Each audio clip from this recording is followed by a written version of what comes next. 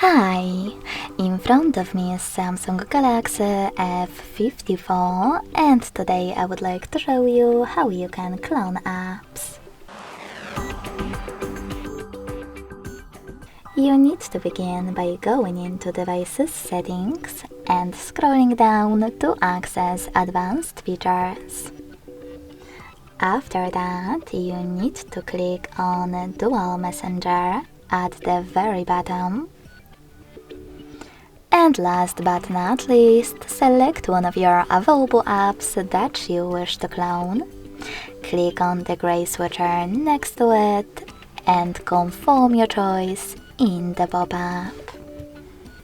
So when I go back and look for my app, I can see that WhatsApp was successfully cloned.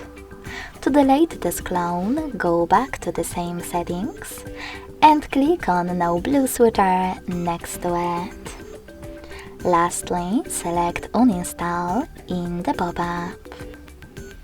Thanks so much for watching. If you enjoyed this video, leave a like, comment and subscribe.